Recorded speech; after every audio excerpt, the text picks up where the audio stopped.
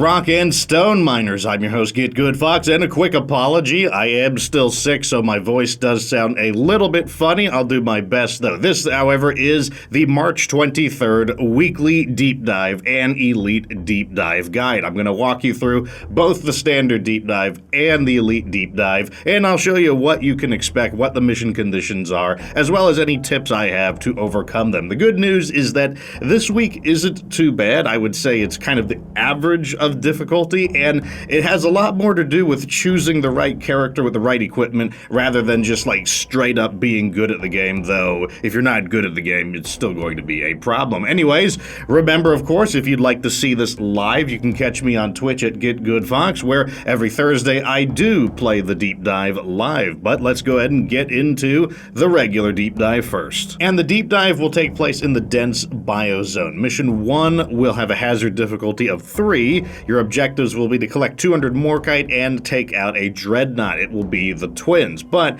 there's 2 mutators in effect. First, there's a warning for lethal enemies. This will cause enemies to do twice as much melee damage, but specifically melee damage, so it doesn't affect self-destructing attacks, projectile spitting attacks, stomping attacks, just melee attacks. There's also an anomaly going on, rich atmosphere. This will cause you to move 50% faster. And overall, this should not be a very hard mission because, 1, the extra movement speed should let you counter the aggressive melee damage the enemies are capable of doing. Also, it is hazard 3, so they're not going to be able to generate that many enemies, so the thinner amount of enemies combined with your faster movement speed should let you easily outmaneuver your foes. When fighting the boss, the twins, make sure you try to damage them evenly. That's the main tip there, because the way they heal is the more damaged one heals and catches up to the better health one. So if their health is fairly similar, if you damage them evenly, it will negate most of their healing. But let's move on to Mission 2. So Mission 2 is going to raise the difficulty up to hazard 3.5. Your objectives will be to protect the drill dozer, so an escort mission, and you'll have to collect 150 Morkite. There's no special modifier, so I like to call this an honest mission because it's really an issue of like what you see is what you get.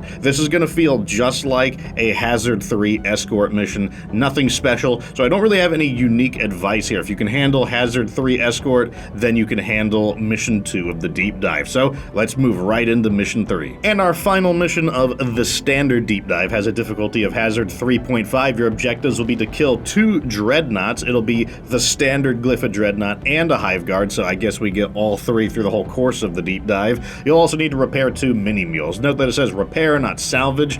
All that means is that you just have to rebuild the mini mules. You don't actually have to go back and rebuild the entire drop pod recovery sequence. You don't have to do that. There is a mutator in effect. It is warning elite threat. What this does is cause some enemies to be juiced up. They're very noticeable. They glow with energy, and they're basically just super versions. They're faster. They've got more toughness. They do more damage. They attack faster. They're not that dangerous, though, mainly because there's not enough of them. It's a bigger deal on elite deep dive, but I don't think it's that big of a deal on the standard deep dive. Overall, my main tips here are just going to revolve around the bosses. That said, the mini mules will give you a little extra nitro. The 2 mini mules probably enough to get 1 more ammo pod, and there you go. Throw all of your ammo at these bosses. The main thing that's going to be easier is if you brought some anti-boss weapons. So if you brought a driller with like a corrosive sludge pump, the sludge pump slows the enemies down, including the bosses, and the acid will actually eat away at their health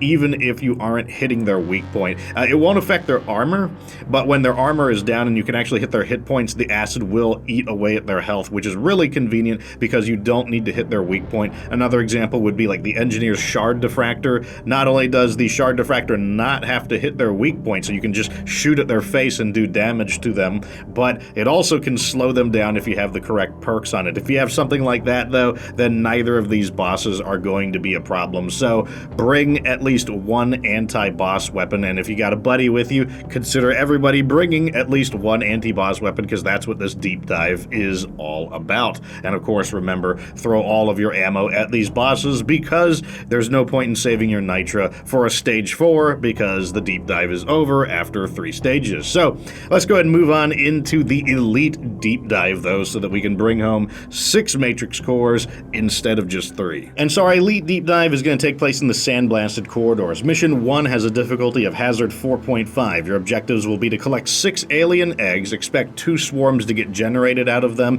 You'll also need to knock out a dreadnought. It will specifically be a glyphid dreadnought. The big catch, though, is that there is a mutator in effect. It's warning rival presence. That means all of the nasty rival tech is going to be in this mission. So the shredders, the patrol bots, there will be a turret controller that has a whole bunch of turrets under its command, so all the different kinds of turrets. There also could be a nemesis. It's not guaranteed. I did not have to fight a nemesis, but you might. If you do find a nemesis, first listen for the sounds it makes. It makes those radio versions of the dwarf voices, so listen for garbled up dwarven voices. The thing is that if you do encounter a nemesis, it shouldn't be a problem because it is a pretty wide open level, and the nemesis is extremely vulnerable to wide open areas because it is a very slow enemy. You can easily shoot it apart. Just aim for any of the glowing panels on it, and that will do extra damage to the nemesis, and by luring it into an open area, you shouldn't have any trouble running away from it. The other snag is, of course, going to be the turret controller. The turret controller is down a pitfall, and I found the easiest way to deal with it is to just fire a zipline down from a gunner, ride down, and then just dig straight down into the sand, because remember, it only takes one pick strike to dig through sand. If you do that, you'll dig underground, the turrets won't be able to shoot you, and you can tunnel underneath the turret controller and hack the turret controller from underground, and that'll instantly kill all of the turrets and wipe it out, and you'll feel really clever when you do. You can pat yourself on the back. Very awesome. As far as the boss, it is a standard glyphid dreadnought. The best way to knock it out is going to be to, once again, bring weapons that slow down the boss and bring weapons that can do damage without having to hit the weak point. So a corrosive sludge pump is going to be nice here. A shard diffractor will be really nice here. I'd probably go more with the shard diffractor because I went with an engineer gunner combo, and once again, by doing that, we were able to damage the boss without having to directly hit its weak point. And on top of that, the shard diffractor will slow the boss down if you choose the correct perks when you are striking it with the beam. But yeah, do that and you'll punch out the boss easily. Let's go ahead and move on to Mission 2, though. And so Mission 2 is going to raise the stakes up to Hazard 5. Objectives will be to recover 1 data rack, so that is industrial sabotage. You'll also need to collect 2 alien eggs, and one of the eggs will trigger a swarm. But the big catch is that there is a mutator in effect. It's warning lethal enemies. Remember what that does is it doubles enemy melee damage, but only melee damage, so not like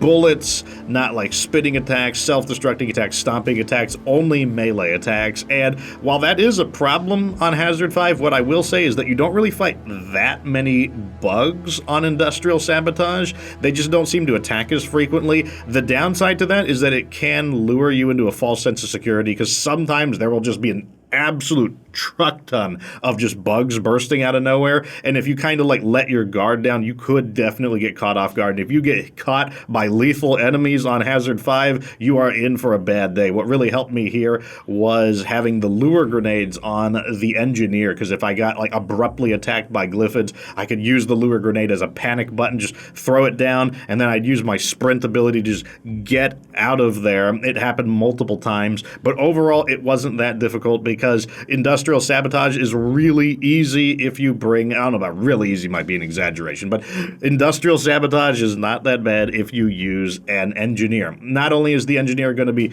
really good for the pod hacking sequences, because you know you can have the turret protected, the engineer is really good against the caretaker. All you have to do is you can stack up some of your platforms into kind of like mini towers that will provide you hard cover. The mini towers will also eat the thrusting blade attacks of the robot appendages, and then the turrets will shoot the appendages, and while it's true that the appendages respawn, it will push them down and make it much easier to fight against the caretaker. And then what you do is bring your shard diffractor. The beam will cut into the corner weak points on the caretaker pretty easily, and it's also super accurate, so it's very good against the eye weak point on the caretaker.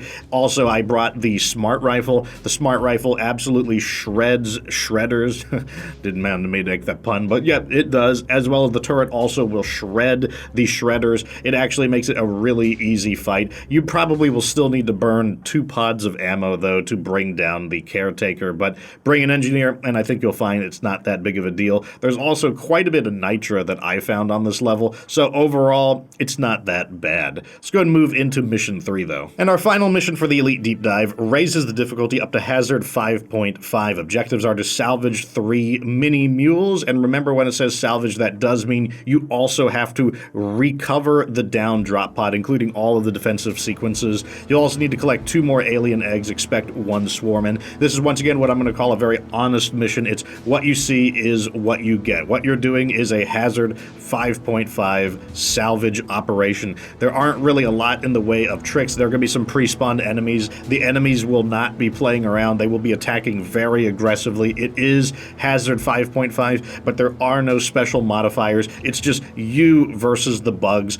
and the high point is obviously going to be the final defensive sequence. The way I got through this was by I'm just going to use all of my remaining ammo, and there's no reason to hold it back. There is no 4th phase of the Elite Deep Dive, and I just had a lure up at all times. Like, we had enough ammo left over that I'm talking about every minute of the defense, every minute of the locking onto the pod, every minute of refueling the pod, and then every minute of the pod reactivating. I had a lure down. Just bam. Lure, get ammo, lure, get ammo. Every 2 lures, I would get ammo. It doesn't matter if I was being kind of wasteful. I just threw those lures down, and that pulled so much of the enemy attention off of me, combined with, like, being able to use turrets. My pal used the gunner. The gunner is great here. The shields let you stay inside of the objectives longer, keeps the enemies out, gives you time to revive somebody if somebody goes down, gives you time. You can just throw it on, like, an ammo pod. Somebody can get ammo safely while the shield is protecting them.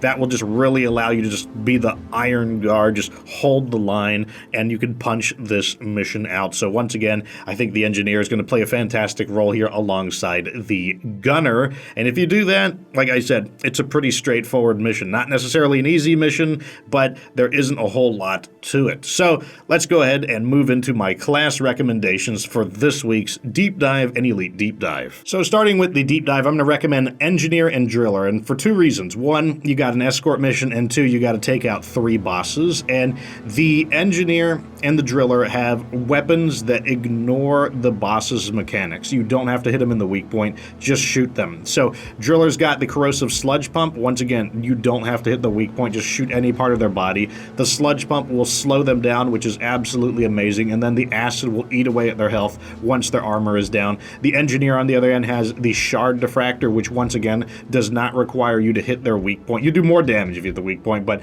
you don't have to do it. You don't have to play by the boss's rules. It just makes it so much easier. Then you've got the escort mission where the Driller can drill down the beamers, which is awesome, very convenient. Meanwhile, the Engineer's got the turrets and the weapons that destroy the rocks, which the Driller's not as good against the rocks, but the Engineer is great against the rocks, and that just covers all of your needs on an escort mission. So definitely go Engineer and Driller. Now for Elite Deep Dive, I'm going to recommend Engineer and Gunner. Engineer is just super, super good here. Engineer is just going to absolutely destroy the sabotage mission. You got the turrets for defending the pods, and then the Engineer is just so good against the caretaker. You could stack up the platforms to create cover to protect yourself against both the gunfire of the robotic appendages and their blade thrusts that they do. Absolutely amazing. The turrets will knock down the appendages. Yes, they do come back, but it gives you breathing room. The turrets will destroy any of the shredders that appear, and then you've got that shard diffractor, which is awesome against the corner points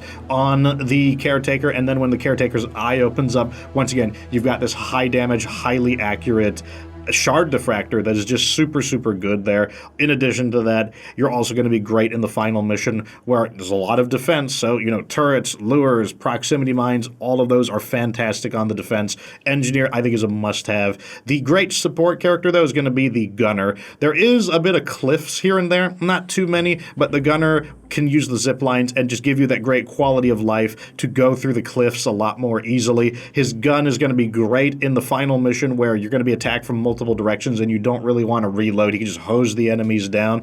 He's not as good against the Caretaker. He's still good against, I would say he's just decent against the Caretaker, but it really doesn't matter when the Engineer is going to handle the Caretaker very easily. But what's really going to help the Engineer is panic abilities like a shield. You get ambushed by lethal enemies, glyphids, and a shield, just throw the shield down, gives you the breathing room, lets you regain your thoughts if you got surprised. And in the final mission during the defensive scenes, if you need room to revive somebody, shield is the answer. Do you need time to reload from an ammo pod? Shield is the answer. Are the enemies pushing you off of the objective, which is going to take it longer to complete? Shield lets you stay inside the objective longer. It is such a great compliment to the Engineer, really covers its only weaknesses. If you go with Engineer and Gunner, you probably have a really good shot at beating this elite deep dive. Anyways, though, that is going to be the end of my weekly review for March 23rd. Overall, once again, apologies if my voice sounds funny. I'm still recovering from a sore throat, so I'm lucky that I could talk at all. And of course, remember, if you want to catch me playing live, find me on Twitch at GetGoodFox, where I do play on Thursdays, where I do the entire deep dive, where I get this footage. And if you miss any of the episodes, find me on YouTube at GetGoodFox VODs, which is my stream archive. You can see all of the episodes you missed right there. Till next time, though, miners, remember to rock and stone, and of course, remember that you don't have to be good to get good.